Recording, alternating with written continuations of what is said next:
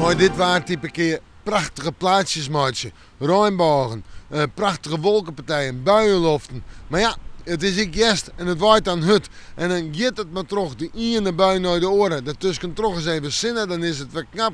En uit die buien er binnen, dan valt het er samen uit. Juist toen zelfs hagel en weer te sneeuw. En natuurlijk de oude nacht hier en daar weer tonger. Wel, joen en vannacht. Ja, de bissen weer, de buien. We konden ze op tonger, we konden ze op hagel, we konden ze op wind zitten. Maar ik opkledings, vooral letter vannacht. En dan zakt die temperatuur naar zo'n 2 of 3 graden. Op de eiland zo'n 6 graden. En de wind van noordwest naar west krachtig onthut in het kust- en waardgebied. Klinkende kleren jest. Morgen ik al weer een yesdag, maar buien met een protte bewolking. Let er misschien nog wel even wat zinnen. Maar het gaat er soms weer even om waai, maar kans op tonger en soms flink wat wetter.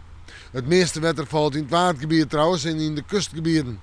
En verder is een temperatuur morgen. Ik denk dat we uitkomen om bij het 10 graden heen. En die wind dan krijgt er rond het, betijds zwarmig in het waardgebied, krijgt zo'n rond 8 uit het westen waai. Dan zetten we terug naar het vooruitzicht.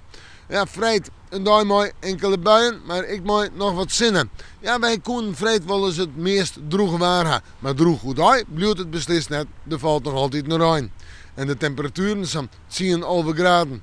Zeggen we een sneeuw en sneeuw, dan hebben we het over een protte bewolking en betijden rein. Maar toch denk ik dat die sneeuw wel eens wat afvallen kan.